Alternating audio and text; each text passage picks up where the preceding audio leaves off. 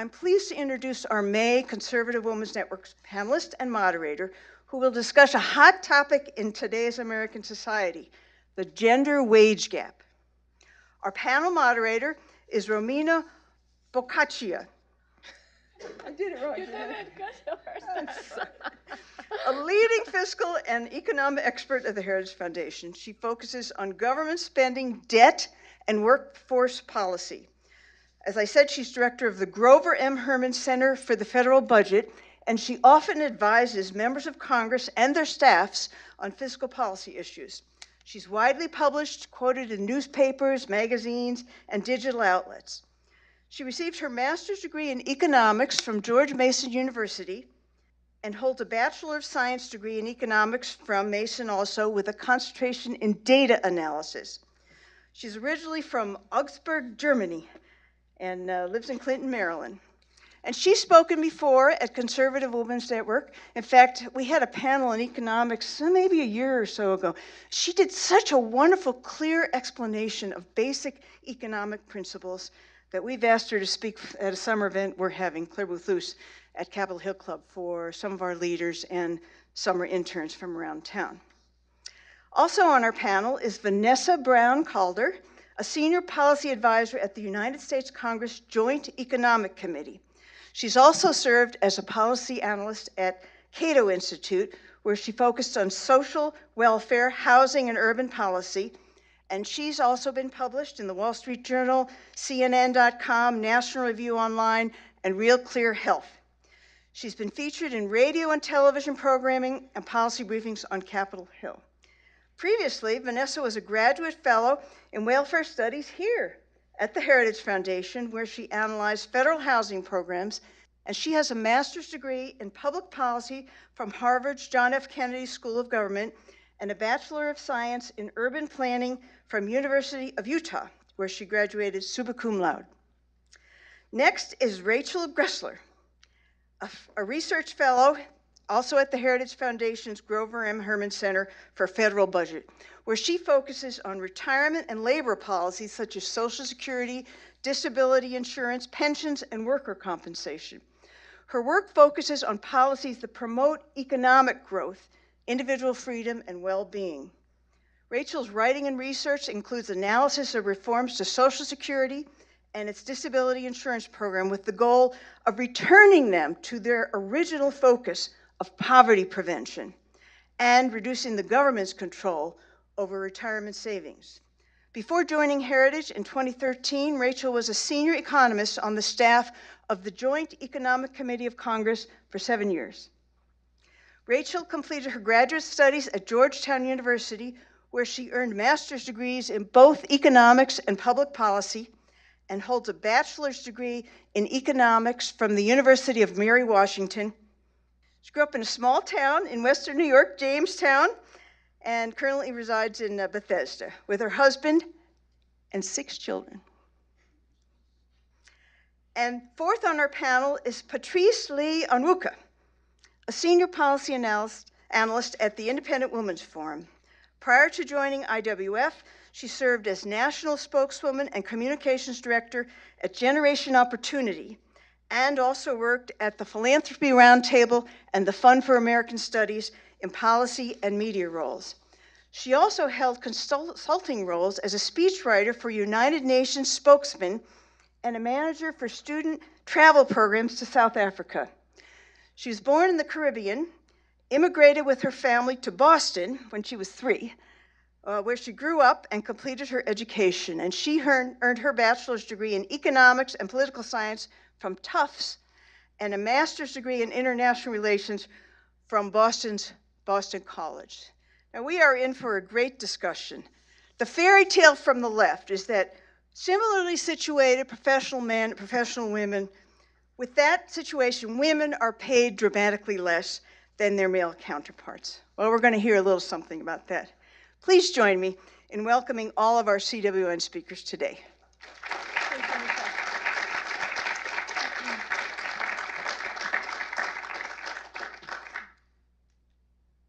Do women earn less than men for doing the exact same work? That's the question we're trying to address here today. And I want to ask all of you to pull up a website called Slido, SLI.do. And I have just a quick polling question for you. If you put in #earn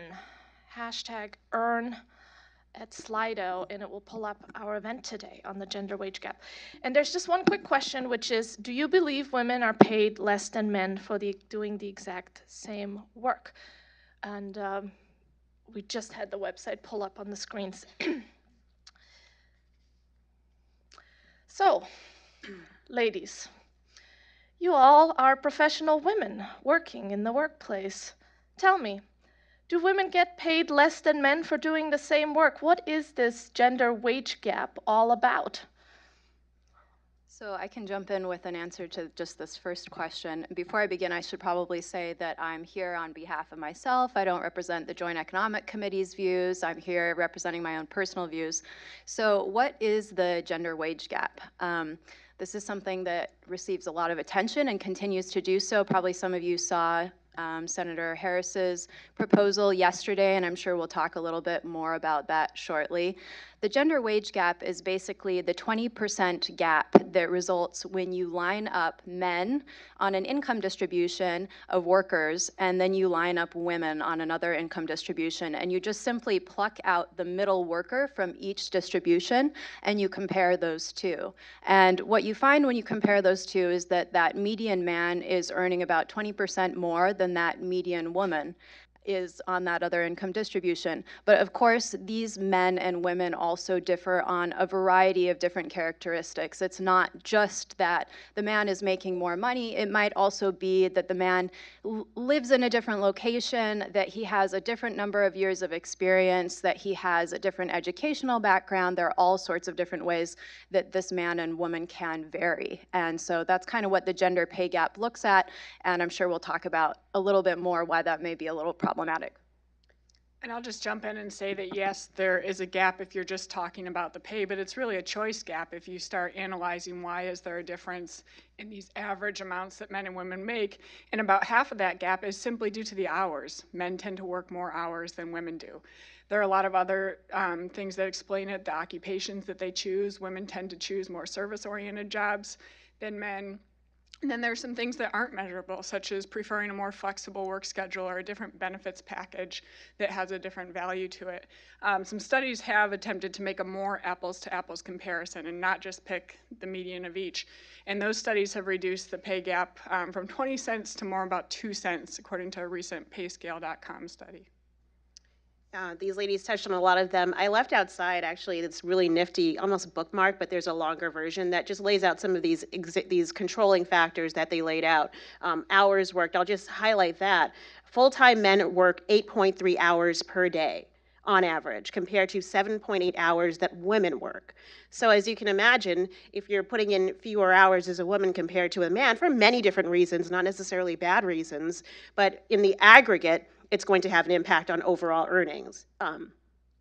So when you control for just hours alone, the pay gap shrinks to 11%. And then you layer on that some of these other factors that were noted. An interesting one is the dangerousness of jobs. How many people have watched Dirty Jobs? And imagine how many women are actually out there on oil rigs every day. Those carry higher pay because they're more dangerous. But so there are lots of trade-offs, as everyone mentioned. I'll just highlight that a lot of what we hear is that this 20% gap is due to gender discrimination. There is absolutely no evidence that supports that claim. The Bureau of Labor Statistics, when they actually calculate the gender pay gap every year, once they layer on these controlling factors, finds that it shrinks to, as you mentioned, probably 2 cents, maybe 5 cents at most. And even then, the BLS is not willing to chalk that up to gender discrimination. The left, unfortunately, likes to paint it as all gender discrimination, and I think that's where we have to take back the narrative to say, you know what, men and women earn differently. It's because of the choices that they make. And isn't it a wonderful thing that as a woman we can choose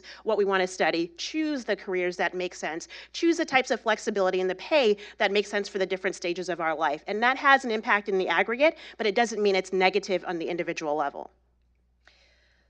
This is a very educated audience. We had 40 participants in this multiple choice poll. Do you believe women are paid less than men for doing the exact same work? And 60% said no. So that's interesting. I just opened up another poll on Slido, and that one will result in a word cloud. And the question is, what idea drove your answer to whether women get paid more than men for doing the same work? Just so we can get a little more insight into what made you provide that answer. So, Patrice, you mentioned choices and how wonderful it is that we have choices, and we should celebrate that. I want to go a little bit more in depth into what exactly are those choices that we see women and men make, and how does that impact pay on an individual level and then also on an aggregate level. Because when we look at the gender wage gap, and you described it very well, it really is an aggregate statistic that takes all women and all men, and then, like you said, pulls out that median woman and men and says, okay, men out-earn women if you look at all women and men. You mentioned one factor, hours. What are some of the key factors that explain the gender wage gap and the choices that men and women make? Let me start with some fun stuff, particularly pertinent to the age of our audience today, college majors. So Glassdoor in 2017 looked at the college majors for men and women. And this is a top line, I'll just give you that. Many college majors tend to lead to higher paying roles in tech and engineering, and those tend to be male dominated, not surprising. While majors that lead to lower paying roles in social sciences and liberal arts tend to be female dominated. Now, I did get my undergrad in political science and economics, so maybe I straddle the fence really nicely there. But it's not surprising when you see, mechanical engineering, 89% male, civil engineering, 83% male. Let's skip to the female side. Social work, can you guess, lower or higher than 80% female? Higher. Yes, you're absolutely right, 85%. Healthcare administration, 84% female. Anthropology, lower or higher than 60% female? Than 70% female. Yep, then 80% female. There you go. So it tells you that young women tend to be drawn to different types of studies. That's not a bad thing. Some have called them the caring majors, social work, education, nursing, things like that. It's great if that's naturally where your inclination is, where your passion is, where your desire is. Now we just have to recognize that the economy values that differently than, say, a civil engineer or a mechanical engineer. I'm not going to get into a value judgment between the two, but it's recognizing that as women and as men, we have to make a decision for what makes sense for us. And so when we look at kind of the wage gap and that aggregate, considering the aggregate, if you're going into college and you're focusing on a major that's not going to be as high paying when you come out, yeah, you're going to be struggling with student loan debt, and you may struggle to pay that off. And so how do we decide what works for us? And as a woman, hey, maybe we start to think, if I want to be a social worker, maybe I'll be driving Uber on the side. Something to think about. Yeah. I saw a study recently, happy to share with anybody who's interested, that looked at whether men are more capable of harder subjects, engineering and math, than women, or whether other factors account for the difference we see in choices. And it found, no, women are just as capable than men, but women have a preference for meaning through their work over compensation. They value that more highly, which is one of the reasons that drives them towards the caring professions. Yeah. They can make an impact in people's lives. That level of fulfillment. And I'll just add, we'll probably get to it later, but when you look at the wage gap for Black women, for Hispanic women, those factors really begin to play a role. I think that study might be called "Does Rosie Like Riveting?" or something like that. I saw this NBR study recently. It's probably actually published more like a year and a half ago. And it looked at that very same thing, and the authors kind of came to the conclusion that women may prioritize some qualitative aspects of work over some of the sort of quantitative, just compensation aspects of work. And it's that they actually maybe don't prefer to do some of these higher paying jobs because the work environments are actually not very pleasant in some higher paying jobs. And those higher paying jobs are probably things like, in some cases, maybe working on an oil rig. Maybe it's just actually sitting at your desk all day talking to no one, being an engineer.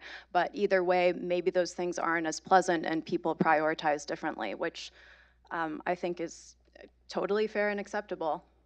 And on that, Claudia Golden has done some research to show that at particularly demanding jobs in terms of time intensity, such as lawyers and doctors, there are kind of supernatural returns there. And so it's people who need to be on call all the time.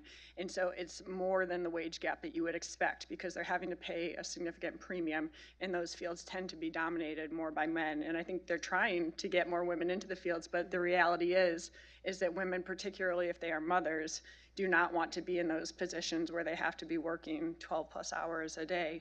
And so on that, the gap is really more of a parenthood gap, motherhood versus fatherhood. And, you know, stereotypical as it is, men and women respond differently to having a child. Women tend to want to spend more time at home and work fewer hours, and men tend to want to spend more time providing financially for their families. And that's just a choice that men and women make, and not something that we should try to force upon them to change that. I think that that's a key point here, which is that there's been some really interesting research recently, again in the last year or two, that's been focused on Denmark. There was a study that used Danish administrative data, and using this Danish administrative data, they were able to see that actually female earnings tracked male earnings until the point of the first child. So at that point, that's where you saw that actually earnings dropped off, as well as all sorts of other things: labor force participation, hours worked, wage rates, they all fell at that same point. So it was as if there was actually no pay gap until you came to the point where the family, had a child added to their crew, and they had to actually change behaviors in order to fulfill their kind of commitments and obligations to take care of that child. And many of those obligations fell to and were absorbed by women. If you look at the chart, men actually go along kind of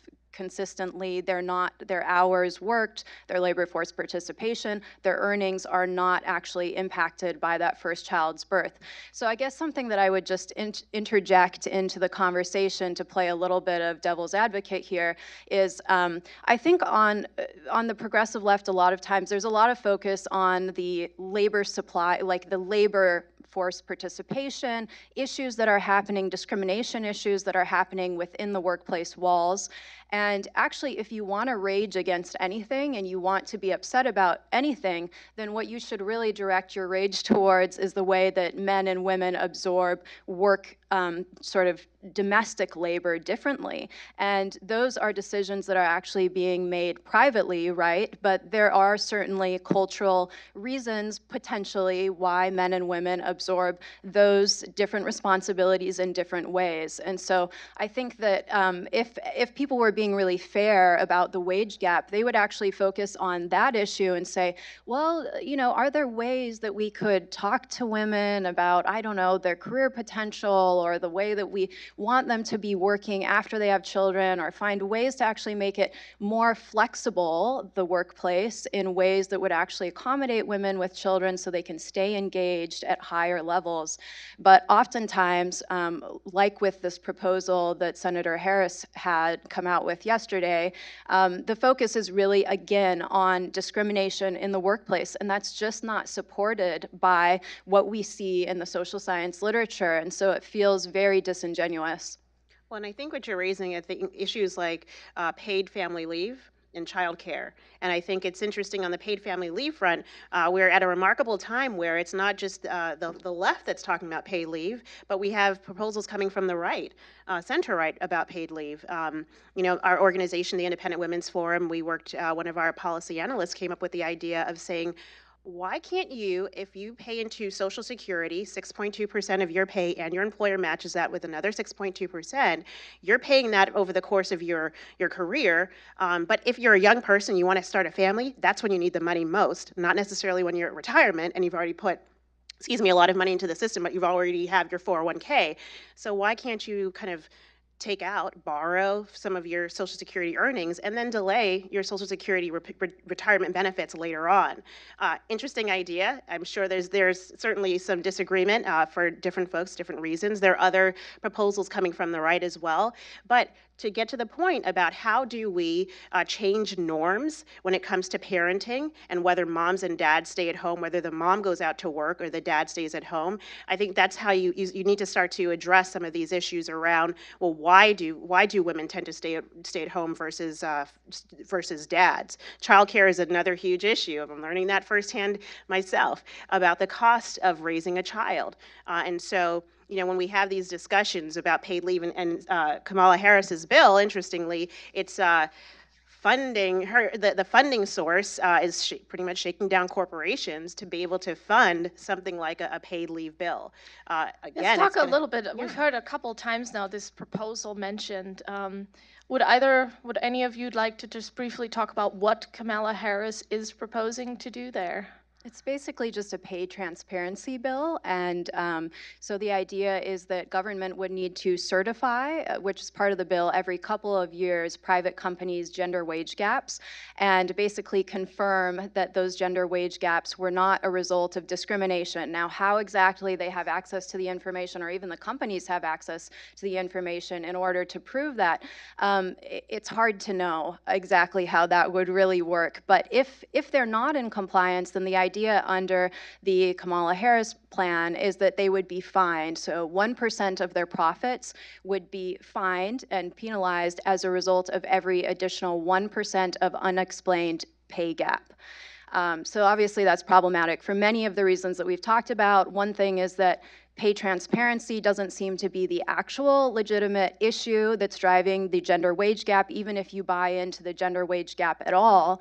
And another thing is that the gender wage gap, in my view, is just not particularly good data science to begin with. And so building any type of proposal on that as the foundation is problematic. Rachel, you've been doing a lot of work on the Paycheck Fairness Act, which also had a transparency requirement. If we're just asking employers to show us how they're paying people, and if they're not discriminating, they're not bad employers. There might be some bad ones out there, but let's say the majority of employers do want to pay women and men fairly. What's the problem with transparency? Well, there is a privacy issue because you're asking employers to reveal their employees' names, their gender, their race, and their salary.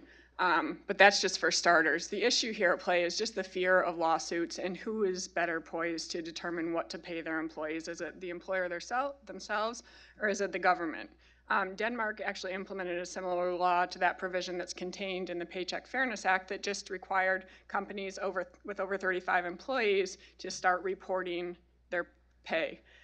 What happened is they did find a slight reduction in the pay gap for those particular companies. It dropped by 2 percentage points, but it didn't help women. It actually hurt them, and it hurt men as well. And so overall, they reduced their total pay by 2.8%. Productivity went down for all the companies, and in the end, everybody was worse off, women, men, and the companies. So this is not something that's going to help, and it was interesting to bring up having to report your pay and the government being the one that's going to decide, do you have a legitimate pay gap or not? So there was a lawsuit by the Department of Labor against Google. First, they were fighting whether or not they actually had to reveal this private information. They ended up having to hand over some information to the Department of Labor. The Department of Labor said, we think you have a legitimate pay gap here. We're going to be looking into this. Well, Google has been doing its own analysis, and as a data analysis company, I think it's pretty well equipped to be doing this properly. And so it set aside millions of dollars saying, hey, if we have a pay gap, we want to correct it. We're going to use these funds to do it. Well, their analysis revealed that they were overpaying women compared to men, and so the majority of the money went to men. So they found the total opposite from what the Department of Labor found. And the question is really just, who do we want deciding pay scales? Is it your own personal manager who knows what you've done on a day-to-day basis, or do you want judges and politicians deciding what your pay should be? I also just want to jump back in here and just mention something, going back to Patrice's comment and setting aside the Social Security paid family leave kind of issue and bill, and just talking about paid leave more broadly and whether or not paid leave can be linked to gender pay gaps and whether or not it can close gender pay gaps. I think that that's kind of something that maybe was like a little bit of subtext. One of the really interesting things about this Danish administrative data study that I mentioned before is that actually Denmark does have so much social spending that is supposed to support women being highly engaged in the labor force after birth. And after, you know, regardless the number of children, you get all sorts of lengthy parental leaves, both for men and for women. And you also have access to universal child care and other social supports as well. And what's interesting is that even with all of those supportive policies, you still have this big child-based earnings gap, which only opens up again after that first child is born. So I guess for myself, I'm a little hesitant to link reducing the gender pay gap with some of these other social policies, which, you know, it may be true that some of those things have arguments on their own merit and they stand alone, but I don't think that they necessarily open or that they close that gender pay gap in the way that people would like them to. But people talk about it that way all the time. And if you actually look at the child earnings gap that opens up in Denmark and you compare it to the one in the US, for instance, and you compare it to other countries that also have lengthy paid leaves and universal child care and these other social supports, the US seems to be kind of just in the middle. It doesn't seem to be that it's the worst, it's not the best, but they're all actually pretty close. On that issue of paid family leave here, it can kind of go in opposite directions. If you have a government mandated program and the government is deciding how long people are allowed to take off, whether or not they qualify for these benefits, it's the reverse and it ends up hurting women. And this is what has happened with really generous leave policies in Europe and in Canada, is that it not only hurts their initial opportunity to get in the door, because if you are sitting there and hiring and you have the choice between a 25-year-old man and a 25-year-old woman, otherwise equal capabilities, it's smarter to hire the man because he has less of a likelihood of going out on leave in the future. And so you're going to lead to more discrimination. And then once women are in the jobs, less opportunity for advancement, because if you think that they're going to take leave or you know they're going to, you're not going to promote them to a management position if they're going to be taking lengthy leaves, which in Europe is, you know, roughly a year for having a child. On the other hand, if employers and employees on their own accord are able to negotiate the terms of any type of paid family leave agreement, then you know that the employer has chosen to make that agreement on their own terms and that it's worth it to them. They've basically said, hey, we think that we want paid family leave because we want to keep women and men in the workforce. We don't want to have to hire new employees to retrain them if they have to leave and quit their job for a medical reason. So they've already decided it's worth it, and they know that it is. And when it happens on their terms, and that can actually tend to close the gap because you've made access to that leave more available, and women do tend to stay in the workforce longer if they have access to that leave. Just for the young women of childbearing age in the room, we do see the wage gap disappear for women in their 50s as they come out of that time period. But it's important to understand that your supervisor, your employer, when you show up for an interview, there are lots of questions they're not allowed to ask you, or they are liable potentially for discrimination. And that includes whether you're married, whether you have children, whether you're planning to have children. Those are all factors that employers are not allowed to consider. However, employers will consider them, even if they're not allowed to ask you about them. So as a woman, I just want you to know you have all the power in those negotiations, and you can use that information asymmetry, if you will, you knowing what your plans are, what your needs are, whether you want to be focusing on your career, whether you want to balance family and career, what kind of life you envision for yourself, and negotiate the package that will work best for you. Because in the absence of you volunteering this information, if that is to your benefit, this is a judgment call that you need to make, you might find that you're being overlooked for promotion opportunities, because there might be some assumptions about what your plans might be. And I just mentioned that because I had personal experience with this when I was hired. I was already married, and I just bought a home. I sent a lot of strong signals that weren't necessarily true for me, but that could be misinterpreted. And even with the best intentions, your supervisor may have the best intentions and not want to put too much stress on you, and maybe thinking ahead of time, you might want a flexible work environment. Maybe you're thinking about starting a family or already in the process of it, and that's happened to me, and that was absolutely not what I was planning to do. And I realized that over time that was happening, and it wasn't discrimination in the sense of, oh, you're a woman, you're going to have a family, so I'm going to pay you less. The problem was there was an information problem. It was another woman actually thinking, oh, I remember when I had my first child and I wanted, less pressure, and so I'm gonna protect my employee here, trying to make me happy. So just know they're not allowed to ask you, they're not allowed to initiate that conversation. You have all the power, so negotiate the package that will make you happy. Romina, how did you address that particular issue? I remember you talking about this a little bit more. Yes, so once I realized what was happening, my first reaction was I got very mad. I was upset. I went home to my husband and complained, I can't believe this is happening. I'm being discriminated against. And we talked about it and realized that maybe there were other intentions behind it. And I set up a meeting with my supervisor, and we met over lunch. And I brought it up and said, here's what I think is happening. Here's what I'm trying to do. I want to get that promotion. I want to get more responsibility. Why is this not happening? What do I have to do to position myself in that way? And by the way, I am not trying to get pregnant right now. So in case that's a concern at all. And we were able to work it out, but it's just good to know that they're not allowed to ask you, so if that's important to you and your career and what you're trying to do, you might want to negotiate on your own behalf. I think that's a really important point that Romina is making, which is that although this gender pay gap doesn't exist the way that it's talked about, it's certainly true that in some cases, women probably face discriminatory circumstances, and that might happen on sort of an individual basis. It's not the trend. It's not that it's happening broadly across the economy, and that's the way that it's described a lot of times when you read these stories.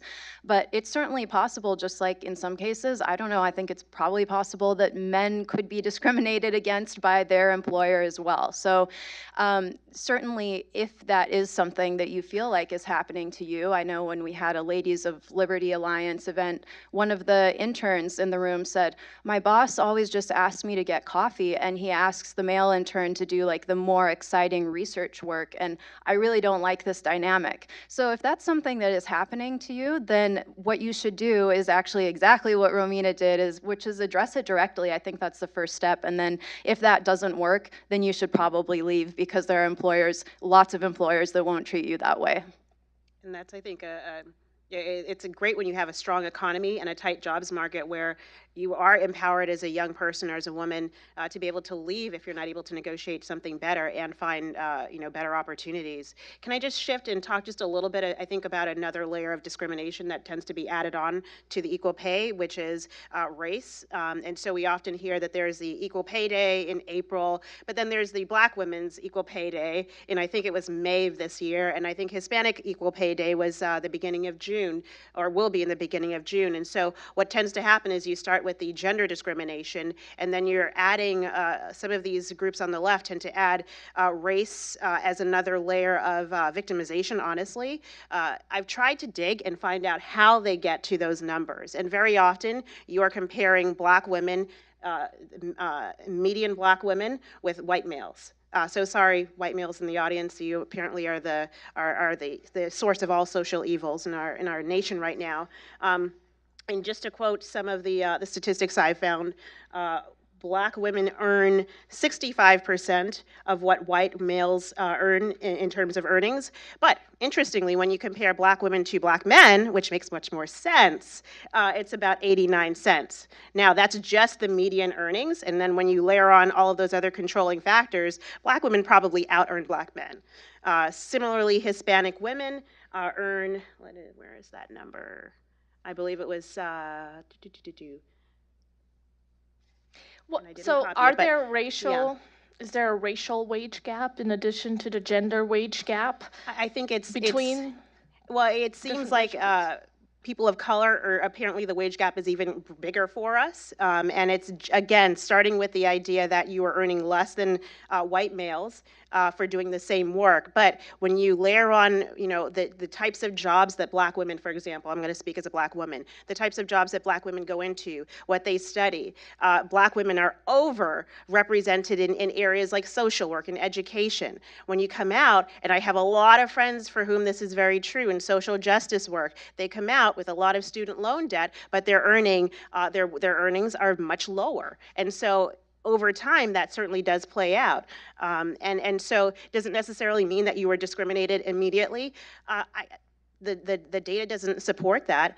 Are there instances of discrimination? Yeah, I'm not going to say that there isn't. And I think it's foolhardy to pretend that discrimination does not exist. However, there are things, as we've been talking about, a lot of this is controllable based on the choices that you make. And as a Black woman, I chose to go into economics and political science. I love politics, but I also liked how the economy worked. That puts me in a far better position when I'm looking for the type of work that I want to do. I got into policy, I speechwriter, all that good stuff. And so I think we have to make a decision and recognize that the decisions that we make, they're going to carry a certain price tag with them. And so when I hear about the Black women's pay gap, and I hear that it's all based on gender and race discrimination, I think a lot of it is just a narrative to try to victimize us even further. And then, of course, guess who the savior is? By golly, new laws in government. Well, you know what? We can go back in time, not that distant, not that far ago, when actually it was government laws that really discriminated against people of color in this country. So that's really just kind of how that gender pay gap for people of color comes into play. Again, can you find the data behind it? No, you really can't. And I think a good question here is, do we care so much about what men versus women or Black women versus white men make, or do we care about the choices and the opportunities that are available to them? And so that's what we should really be talking about, is how can we increase opportunities for people who tend to have lower incomes and haven't been able to advance as quickly? And the answer is not something like the Paycheck Fairness Act that would actually backfire, because who's going to be discriminated against with all this lawsuit-happy stuff that's in that bill?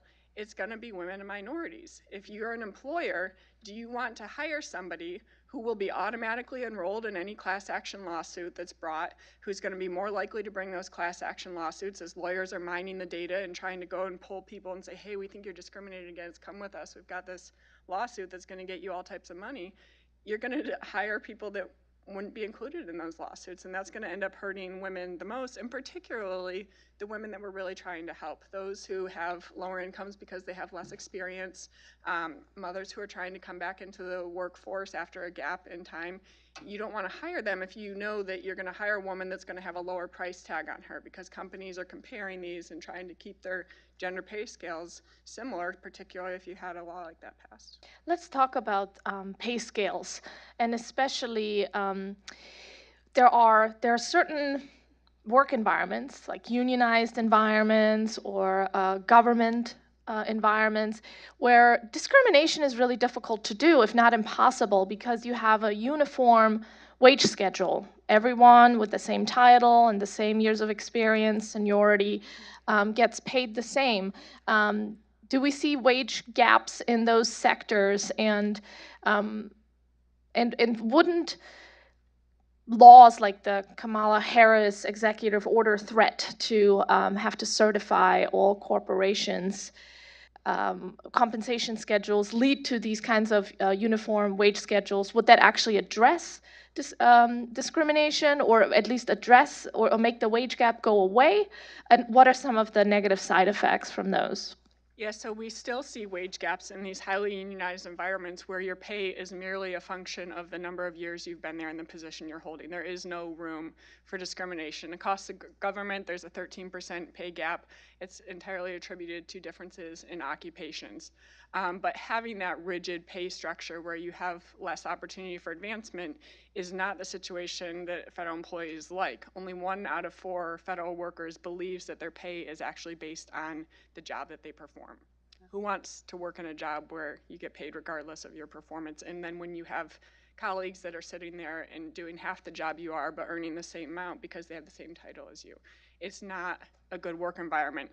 We have another example, a recent Harvard study that looked at the Massachusetts Bay Transportation Authority. So these are bus drivers in that area. It's a totally unionized environment. Nevertheless, they have an 11% pay gap between men and women.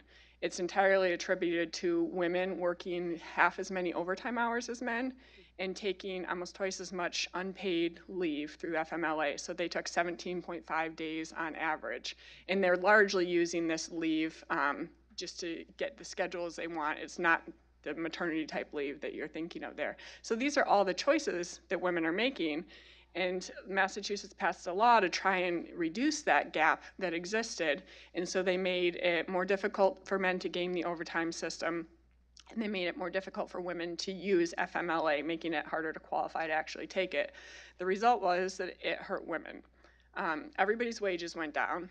Pay went down as a whole because there were fewer overtime hours. But the women ended up taking unqualified leave, unpaid leave, but it didn't qualify under an FMLA. And when they do that, they can be terminated. And so as a result, yeah, you've closed the pay gap slightly by 2%, but nobody was better off, and women were the worst off.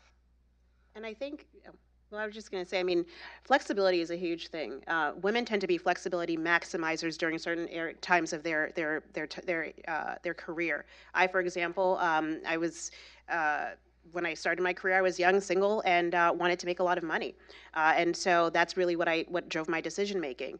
When I got pregnant last year, I worked for an organization that, number one, we work remotely, which is fantastic. So I get to work from home and go into to do television and radio and write op-eds and all that good stuff from home. But number two, I was also able to negotiate my own paid time off. So my employer provided a certain number of weeks of paid time off, but I wanted some more. And so I was able to negotiate to get a couple of additional weeks of time off. I was brought in to do a project while I was on paid leave, and I got some more time off. So again, you're making trade-offs. You're able to both trade-offs, but also be able to negotiate what you need. And that flexibility gets eroded when you have these one-size-fits-all policies. We always talk about one-size-fits-all, but when you talk about Paycheck Fairness, when you talk about the Family Act, which is the paid leave plan from Senator Kirsten Gillibrand, it is all about one type of leave or one type of pay structure that fits everyone, but nothing fits everyone. We don't all wear the same shoe size.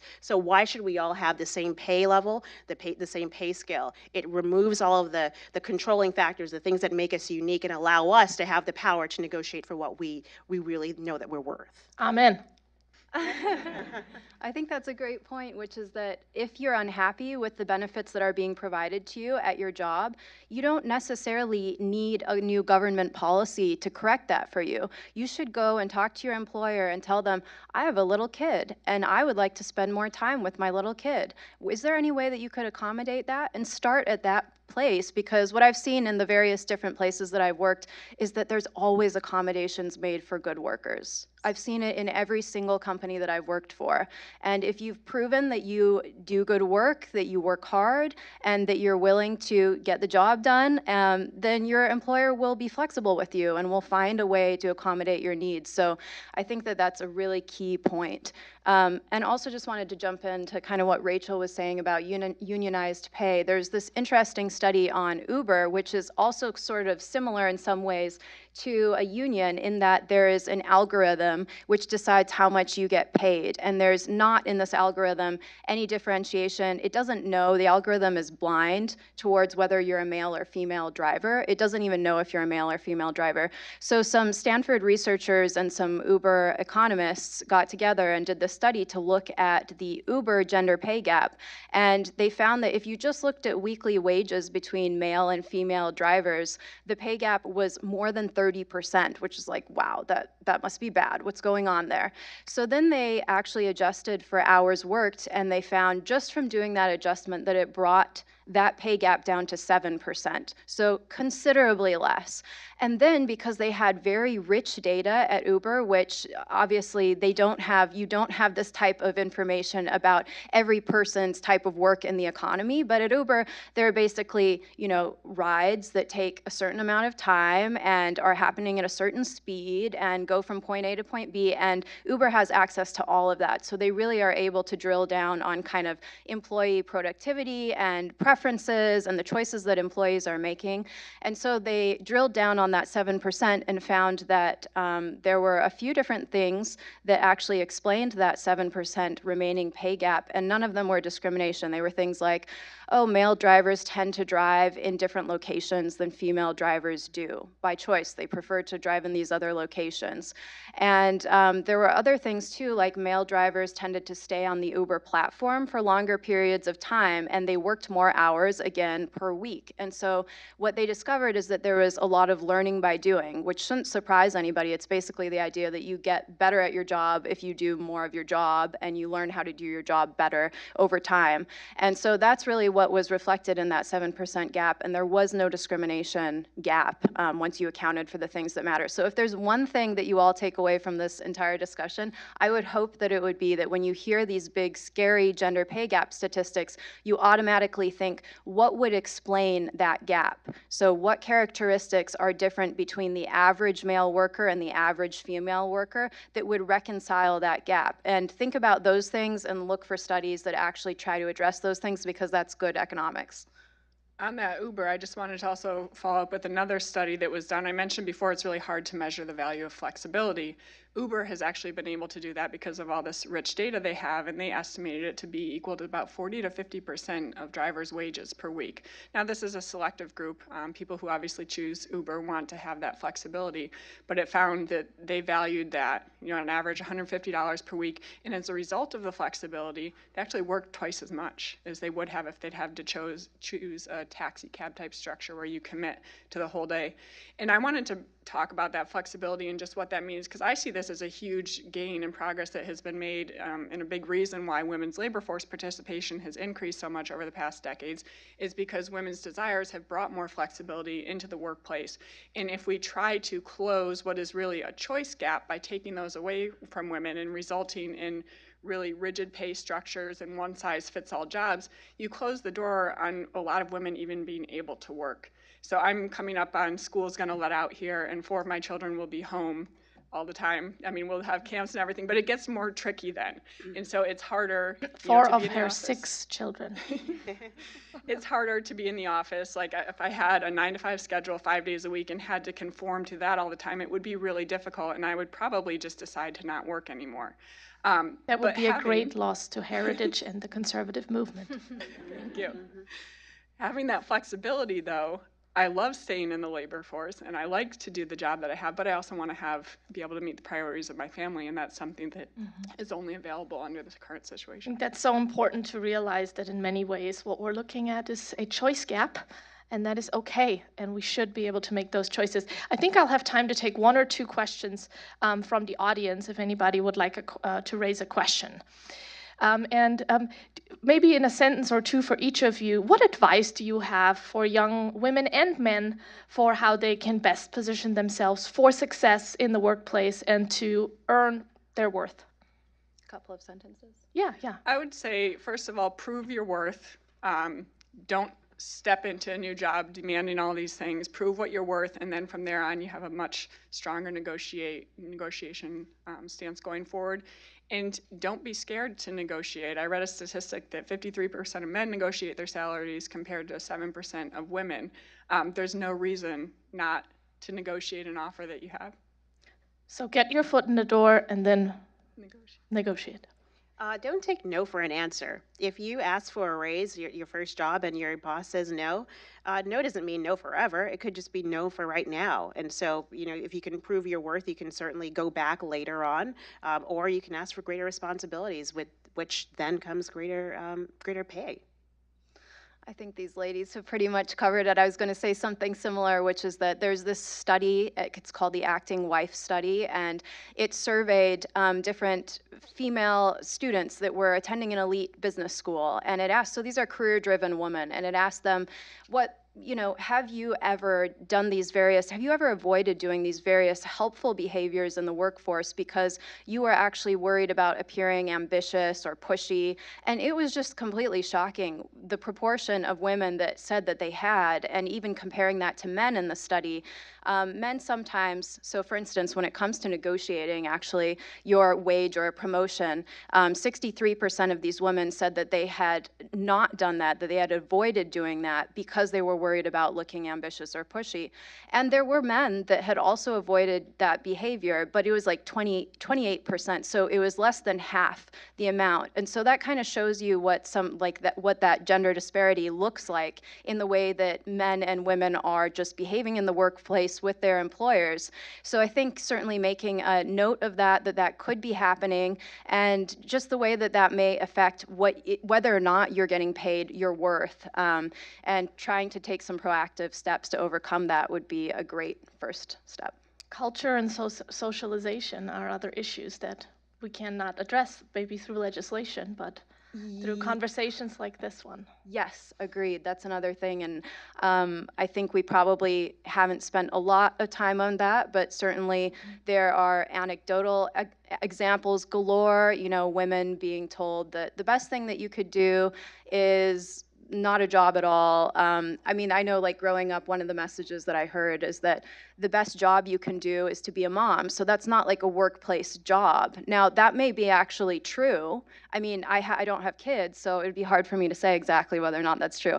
But that type of messaging is, right, a cultural, which some people would consider that a cultural issue. And so if you want to address sort of gender disparities in the workplace, then really you have to actually address those cultural issues. And I don't think that probably most people in this room are super concerned about that issue, but if you're somebody that is on kind of the left of center and you are worried about the gender pay gap broadly, then that's the type of concern that you would want to address.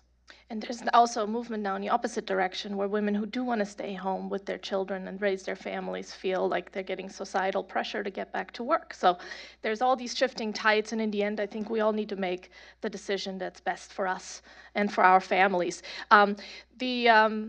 Before we conclude, I just want to thank all of our speakers, and some of them will stick around for lunch, so because we didn't have a chance to ask questions, if you want to come up then and ask a question, please do so.